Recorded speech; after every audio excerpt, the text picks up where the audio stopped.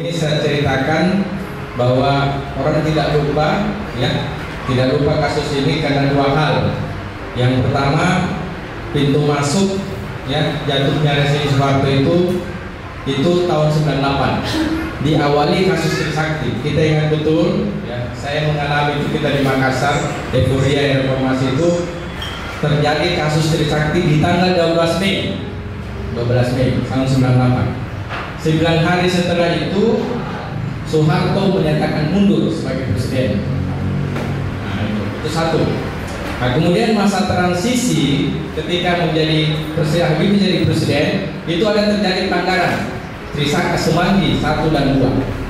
Nah, itulah disatukan, ya, oleh Komnas HAM untuk diselidiki menjadi kasus Trisakti dan Semanggi 1 2. Nah, dari hasil penelitian saya ini sampai sekarang tidak diselesaikan melalui mekanisme pengadilan HAM ad hoc. Ya. Kenapa seperti itu? Saya kira terungkap di buku ini. Jadi itu latar belakangnya saya melakukan penelitian di bawah bimbingan dulu Prof. Zainal Abidin Farid almarhum.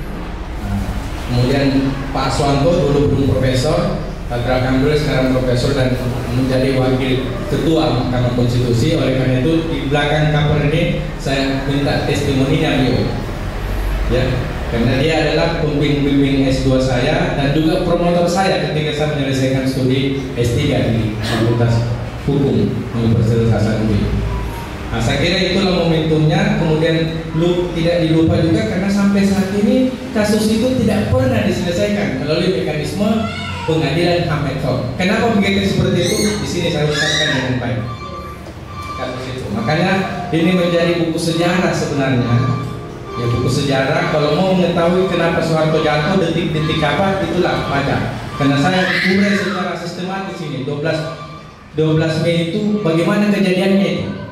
Polisi lari masuk ke kampus Trisakti dan seterusnya sehingga terjadi penembakan yang 4 mahasiswa Trisakti meninggal yang kita kenal dengan 4 pahlawan reformasi. Nah, itu kasus Trisakti. Momentumnya 9 hari setelah itu Soeharto mengatakan mundur jadi presiden. Nah, itu saya ceritakan di sini. Begitupun Semanggi 1 saya ceritakan di sini datanya. Data sambil ini saya bolak-balik di Jakarta, ya. Saya bolak-balik masuk Trisakti, ke Jaksa Agung, Komnas HAM, Pemerhati HAM, Mabes, di DPR. Karena di DPR juga pintu masuknya DPR. Nah, di sini ada datanya. DPR, fraksi siapa yang setuju pengadilan HAM ad hoc, fraksi apa tidak setuju, ada di sini lengkap datanya. Lengkap datanya. Karena ini adalah karya ilmiah, bukan fiksi tapi karya ilmiah. Saya bisa pertanggungjawabkan dan alhamdulillah saya sudah pertanggungjawabkan. Nah, untuk bahasanya saya tidak mengganggu karena ada perubahan-perubahan di kata pengantar. Saya permaklumkan ada perubahan-perubahan setelah Mahkamah Konstitusi melakukan uji materi, ya, tentang pasal 43 Undang-Undang Pengadilan HAM. Nah, saya tidak mau mengganggu konten asli tesis saya ini sehingga saya tidak ubah, saya tidak revisi, sehingga saya permaklumkan di kata pengantar dan saya permaklumkan juga di terakhir untuk. Nah, saya kira itulah pengantar saya. Saya terima kasih banyak kepada Pak Pimen yang telah mendesak penerbit. Harus ini sangat singkat sekali nih. Begitu saya setujui, kemudian usul ISBN, saya bilang bisa nggak terbit pas 10 Desember untuk kita launching secara bersama. Akhirnya Pak Pimen menghubungi penerbit di Jogja, bisa kak, tapi tidak secara keseluruhan, sampelnya dulu. Nah, makanya di pre-order. Alhamdulillah baru tadi malam Pak Pimen ambil ini di bandara. Ya, baru kita tiba ini. Saya baru dapat juga di bukunya, ya. Baru tiba bukunya. Baru 10 eksemplar untuk kepentingan launching pada hari ini. Oleh karena itu saya ucapkan terima kasih kepada kolega saya, guru literasi saya, Pak Muhammad Ridho, sebagai pembahas. Salah satu beliau adalah dosen UIN, dosen progresif, juga penulis, ya, dan juga penggiat literasi, ya, juga pemilik kafe. Ya, kalau Anda masuk di Pacidong yang itu ada kafe bunga tembok. Nah, dia adalah pemiliknya. Sama pemilik ini ownernya adalah Hartodi yang jadi moderator tadi, kandidat doktor salah. Dia kuliah S3 di Undip, sementara susun disertasi. Dia jadi lawyer di Jakarta. Mahasiswa saya dulu di 45. Dia tidak lupa saya. Alhamdulillah dia ingat, begitu dia buka warkop di sini, dia sering undang saya untuk ngopi di sini. Biar kita menemani kopi disimpan, tidak ada masalah begitu. Nah itulah waktu mau diluncurkan saya bilang, di sini aja Pak, saya tidak mau kalau bukan di sini. Nah, alhamdulillah berkat keinginan beliau disambut. Kemudian saya ucapkan kepada Pak Ridho dan termasuk Pak Fajrul Judi ya. Nah ini saya kira kalau penggiat literasi dan penikmat buku ya kayaknya tidak sah rasanya kalau tidak mengenal dia, dosen progresif Fakultas Hukum Unhas. Ya, walaupun masih status magister sama Pak Ridho, tapi pemikirannya sudah bergaya profesor Pak. Sudah banyak buku yang dihasilkan. Ya karena saya, makanya saya berangkat dia senior dari penulisan buku. Dia sudah banyak bukunya gitu. Sama dengan Pak Ridho menulis buku juga, penggiat literasi. Saya banyak belajar dari beliau. Saya ucapkan terima kasih Pak Fajrul di tengah kesibukannya mungkin ingin mengkutui naskah ini yang tidak ada artinya sebenarnya. Hanya mendokumentasikan sejarah saja. Benar atau tidaknya, yang jelas untuk sementara saya katakan ini saya sudah bertanggungjawabkan karena ini adalah pintu masuk saya untuk meraih gelar magister, sudah dipertanggungjawabkan pada saat di Dewan Penguji. Pembimbing saya adalah Prof. Zainal Abidin Farid dan Pak Aswanto yang sekarang wakil ketua MK. Saya kira demikian komentar saya. Saya terima kasih kepada teman-teman dari staf IT Fakultas Syariah yang mau mengambil gambar dalam bentuk YouTube sebagai pertanggungjawaban ilmiah, dan begitu pun teman-teman yang lain untuk hadir pada hari ini. Saya kira demikian dari saya. Terima kasih sekali lagi banyak hadir penggiat literasi Pak Rusdi, Pak Rahman ya atas memberikan motivasi sehingga akhirnya buku ini. Terima kasih. Assalamualaikum warahmatullahi wabarakatuh. Siswa beliau sudah mengajar di Universitas 45. Saat itu belum doktor, magister itu kakak Dr. Fadli. Salah satu tempat saya menimba ilmu, dan tentu beliau suka bergaul dengan anak muda. Makanya kelihatan masih muda terus karena suka bersentuhan dengan anak muda. Muda bukan dari sisi wajahnya saja, tapi dari sisi ide dan gagasan itu masih fresh, masih muda, dan karena itu yang saya tidak bisa ikuti dari Pak Fadli ini adalah kecintaannya membeli buku. Saya tahu beliau setiap ada buku baru selalu beli buku, dan mungkin dulu saya bisa membeli buku. Kalau ke Jogja, biasa saya pernah jual HP beberapa kali atau beli buku, tetapi tidak sustain, tidak berkelanjutan hasrat beli buku itu. Justru yang berkelanjutan adalah hasrat menulis, bukan membeli. Kalau Kak Fadli, hasrat membelinya yang sustain dari dulu sampai sekarang. Setahu saya hasrat membeli bukunya yang luar biasa. Karena itu kalau ada buku baru, dia selalu bertanya. Ini yang agak susah mungkin di generasi milenial kita. Anak-anak muda kita lebih suka datang ke kafe, kemudian men-share hoax, membaca hoax ketimbang membaca buku. Lebih suka gosip, desas-desus ketimbang kebenaran, sehingga yang muncul di permukaan itu bukan kedalaman pengetahuan, tapi mungkin saya ingin meminjam arif apa yang disebut dengan cara yang smart, cara berpikir yang dangkal, yang rendah. Terima kasih Kak Fadli. Sebagai guru tentu saja tempat saya menulis dan seterusnya.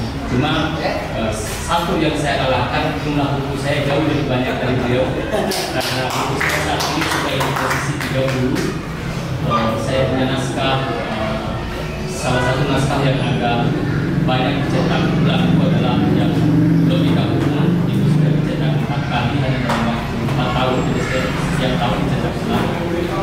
Saya lebih menyelesaikan 2 naskah.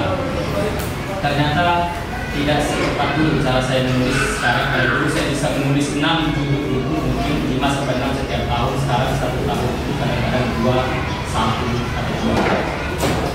Yang saya hormati Kak Rusdi, beliau adalah tokoh literasi dari zaman dulu sampai sekarang, dan sebagai guru kita semua. Terima kasih. Makanya saya agak gugup juga kalau ada dia di sini. Kalau beliau ini adalah kawan saya. Kalau mendengar orang-orang bakar ban di Jalan Alauddin, salah satu pelaku utamanya adalah orang samping saya ini. dan saat ini mengajar di UIN, tentu bisa menyumbangkan api revolusi kepada teman-teman mahasiswa. Sebagai alumni yang produktif, kan dosen-dosen kita ini kadang-kadang terjebak di antara dua hal. Banyak yang memang mendorong literasi, tapi banyak juga yang berburu proyek. Dua hal itu kadang-kadang berburu proyek nggak apa-apa, tetapi ide literasi juga itu harus tetap berjalan. Saya malah mengerjakan dua hal sekaligus. Proyek riset dan proyek literasi itu harus jalan bersamaan, karena riset itu untuk menjaga denyut nadi akademis, kemudian menulis buku itu adalah cara kita menyumbang ide dan gagasan sebagai pemulai. Bapak Ibu sekalian, jujur saja saya baru dapat buku ini, tiba di sini baru lihat, tetapi naskah pertama yang dicetak dulu, Prahara Semanggi, Trisakti, itu saya pernah baca, tetapi saya agak lupa karena itu kan agak kecil modelnya yang dulu, ya agak kecil, dan itu kadang-kadang itu dipakai oleh teman-teman di gerakan sosial, terutama kalau mengenang peristiwa di UMI. Biasa itu dibaca, dikaji karena mirip-mirip kira-kira kasusnya Amara. Jadi biasa teman-teman dulu kalau Jalan Amara, buku ini kalau di kampus, saya ingat Castro, mungkin kita tahu Castro sekarang menjadi pemantik gerakan perlawanan di Galati, melawan tambang dan seterusnya. Kemudian dia membuat aksi kamisan di depan kantor gubernur Bupati itu, dan sekarang ketika gubernur Bupati diperkakan setiap hari oleh teman-teman di sana.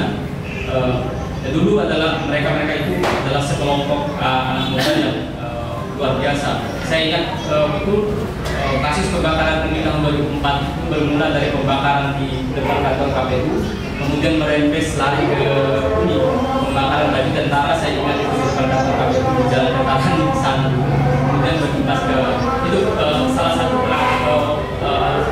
kelompoknya itu ada satu tentara yang benci sekali tentara itu, tapi dia sekarang jadi jaksa. Tadi bapaknya tentara, dia membakar militer, anti militerisme. Jadi kita bingung juga bapaknya militer, jadi dia anti militerisme. Itu keren sekali. Dia sekarang jadi jaksa, dan itu jaksa yang berprestasi. Bapak Ibu sekalian, saya tidak mau membedah sebenarnya buku ini. Pertama begini, salah satu ahli HAM di Makassar saat ini beliau. Jadi tidak ada ahli HAM di Makassar yang punya kedalaman berpengalaman. Secara spesifik menulis buku-buku tentang HAM itu selain Pak Fadli. Dulu saya pikir itu Prof. Asfanto, tetapi ternyata ilmunya tidak dilanjutkan. Ilmunya Prof. Asfanto akhirnya campur-campur, ada HAM-nya, ada korupsinya, dan seterusnya. Pak Fadli itu memang spesialis menjadi fokus ke HAM, sehingga saya menganggap bahwa satu-satunya ilmuwan yang ahli di bidang hak asasi manusia di Makassar itu adalah beliau. Kalau ngomong merujuk tentang hak asasi manusia di Makassar, kalau ada orang yang mencari ahli, mestinya beliau yang harus ditunjuk. Karena tesis disertasinya fokus ke situ. Sama dengan saya bertanya keahliannya apa?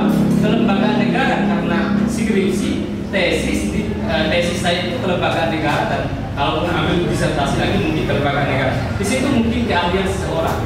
Maka tidak sah berbicara tentang HAM atau tidak sah acara diskusi tentang hak asasi manusia di Makassar. Menurut saya kalau Pak Fadli tidak diundang sebagai salah satu narasumber, karena ini adalah soal kepakaran dan keahlian. Itu yang ingin saya katakan. Saya ingin ke buku. Saya buka. Saya ini editor hampir 200 judul sejak tahun 2007. Saya pegang editor eksekutif di Jogja, kemudian sempat tinggal dengan Lebih dan seterusnya. Ini kritik dulu kapan dia, tapi bukan substansi. Ini soal mekanisme pasar. Saya ini biasa kalau lihat buku, ini orientasi pasarnya kemana? Logika pasar yang saya pakai biasa sebelum masuk ke isu. Dari sisi struktur itu ada sisi strukturnya pure. Tadi sudah diakui oleh Kak Fadli adalah pure dari tesis. Ini ilmiah sekali. Jadi kalau ada orang mau nulis tesis dengan menggunakan metodologi yang dipakai oleh Unhas, maka peganglah buku ini. Kalau saya pegang yang lain. Tapi bagi pembaca umum ini agak kaget karena dia punya metode penelitian, punya rumusan masalah, punya tujuan frustasi. editor kayaknya tidak berpikir tentang pembaca di luar dari homo akademikus, di luar dari masyarakat akademikus. Editor biasa, kan editor itu punya dua perspektif. Pertama perspektif isi, yang kedua perspektif pasar. Kalau dia memahami dua hal ini, jadi dia tahu, oh selain orang kampus yang baca ini mestinya juga adalah orang di luar kampus. Selain orang yang memahami hak asasi manusia, ada juga ahli yang di luar hak asasi manusia. Maka dia bikin struktur buku yang menjangkau segmen pembaca yang tidak hanya orang kampus. Nah, mohon maaf kawan, jadi editor belum menjangkau sampai ke titik pembaca di luar masyarakat kampus. Itu yang pertama. Yang kedua, dia tidak menjangkau pembaca yang memang di luar dari perspektif HAM. Yang kedua itu dari sisi struktur. Yang kedua dari sisi isi, saya ingin katakan gini, ini adalah semacam semacam monumen pengetahuan. Kan tidak semua orang bisa meriset ini. Tidak semua orang. Ini kasus monumental pembunuhan, tragedi kejahatan politik selama Mei 98 itu adalah tragedi yang tidak semua orang bisa merekam. Jadi ada banyak rekaman-rekaman yang muncul. Rekaman itu menjadi arkeologi knowledge, jadi semacam arkeologi pengetahuan yang disimpan. Dan ini menjadi arkeologi knowledge ini karena untuk mengulang kalau kita mau riset sekarang dengan riset pada saat itu berbeda, pasti berbeda. Meskipun banyak orang luar yang mewawancara ulang, mengenali ulang, dan data-data di sini bagi saya adalah data-data penting bagi penulis yang akan datang. Inilah pentingnya sebenarnya riset ilmiah kayak begini, kemudian didokumentasi atau dibukukan dan itu ditahu oleh publik agar data tentang dosa-dosa masa lalu kekuasaan itu diketahui, bukan untuk diulang, tapi sebagai pelajaran bagi mereka ketika mengambil keputusan atau tindakan di masa yang akan datang. Maka saya melihat ada satu fase di rejim ini, ada sebenarnya fase rekonsolidasi otoritarianisme. Kalau fase ini berulang, maka akan tercipta pola yang sama dengan masa lalu. Dan catatan-catatan seperti ini harusnya menjadi pelajaran bagi mereka yang berkuasa untuk membaca ulang peta politik masa lalu, bahwa peta politik ini tidak benar dari sisi demokrasi. Dan lihat tahun 2020 indeks demokrasi kita menurun. Survei terakhir institusi-institusi demokrasi kita mulai menurun indeks ini menunjukkan bahwa jadi kan kekerasan ini dilakukan oleh sekelompok organisasi negara tertentu. Pernyataan-pernyataan misalnya yang datang dari kelompok organisasi negara ini harus kita waspadai dan harus kita kontrol, karena untuk mencegah terjadinya rekonsolidasi dari demokrasi ke otoritarianisme itu dan untuk menghindari pengulangan masa lalu. Saya kira pembunuhan terhadap demonstran itu adalah bagian dari pengulangan kecil dari tragedi masa lalu. Ada kematian, ada kekerasan, ada tabrakan pakai mobil panser, ada pukulan pakai senjata dan pantat bedil, ada tendangan pakai sepatu laras yang menimpa masyarakat sipil dan para demonstran. Ini adalah pengulangan masa lalu yang harus terus untuk kita deteksi, harus terus kita kritisi, harus terus kita beri argumentasi yang berbeda. Karena kalau tidak, kalau suara kita uniform untuk mendukung kekuasaan apa reserve, maka ancaman terhadap demokrasi itu ada di depan mata kita. Maka catatan-catatan seperti ini kalau kita diam, kalau kita silent, dokumen-dokumen dan data-data seperti ini tidak berfungsi menjadi alat analisis di kepala kita, dan rejim akan mengulang kembali kesalahan yang sama pada suatu ketika. Dan ini ancaman terbesar bagi konsolidasi demokrasi yang kita cita-citakan. Itulah sebabnya kenapa penting buku-buku seperti ini, kemudian peringatan hari-hari penting seperti hari anti korupsi, hari HAM sedunia dan seterusnya. Itu penting adalah untuk mengingat kembali dosa-dosa kekuasaan masa lalu.